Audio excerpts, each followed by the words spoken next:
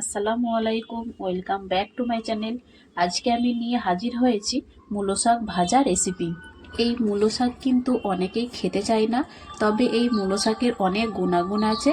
আর এরকমভাবে মূলো শাক ভাজা করলে আশা করছি সবাই খেতে চাইবে। তো শুরু করা যাক মূলো শাক ভাজা রেসিপি। এখানে কিছু মূলো শাক নিয়েছি, শাকের গোড়াগুলো কেটে বাদ দিয়ে ছোট ছোট করে কেটে নিয়েছি। এরপর শাকগুলোকে পানিতে ফোটাতে হবে। শুধু নুন দিয়ে শাকগুলো ফুটিয়ে নিচ্ছি।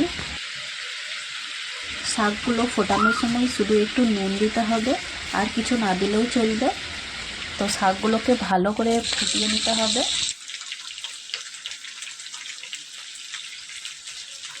শাকগুলো ভালো করে ফোটানো হয়ে গিয়েছে। এরপর একটা জায়গার মধ্যে ঢেলে দিয়েছি।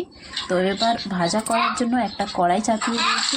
কড়াইয়ের তেলটা ভালো মতো গরম হয়ে গেলে কেটে রাখা কিছু রসুন কুচি আর একটা শুকনো লঙ্কা দিয়ে ভাজা ভাজা করে নিচ্ছি। রসুনের কালারটা যখন একটু বাদামি হয়ে এসেছে, সেই সময় একটা পেঁয়াজ স্লাইস করে কেটেছিলাম, তো সেই পেঁয়াজটা দিয়ে দিয়েছি।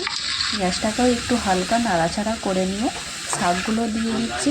তো শাকগুলো দিয়ে একটু ভালো করে নাড়াচাড়া করে নিতে হবে।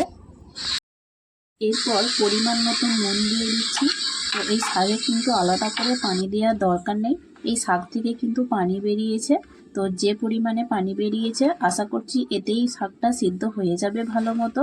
আর যেহেতু শাক আগেই ফোটানো হয়েছে, তো সেই সময় কিছুটা শাক সিদ্ধ হয়ে আছে, তাই এখন বেশি সিদ্ধ না হলেও চলবে। চুলোর ফ্লেমটাকে এই সময় লোতে করে দিতে হবে, আর ঢাকা দিয়ে দিলে তাড়াতাড়ি শাকগুলো গলে যাবে। তো ঢাকা দিয়ে এটাকে আমি কিছুক্ষণ সিদ্ধ করে নিচ্ছি। এইভাবে নাড়তে নাড়তে কিন্তু শাকের কালারটা চেঞ্জ হয়ে আসছে। তো এই সময় বুঝে নিতে হবে শাকটা হয়ে এসেছে। হয়ে আসার আগে আমি 1 চামচ বেসন দিয়ে ভালো করে নেড়ে নিচ্ছি। তো খুব সহজ পদ্ধতিতে আর খুব কম উপকরণে রেডি হয়ে গেল মূলো শাক ভাজা। রেসিপিটা কেমন হয়েছে অবশ্যই জানাবেন। ভালো লাগলে লাইক, কমেন্ট, শেয়ার।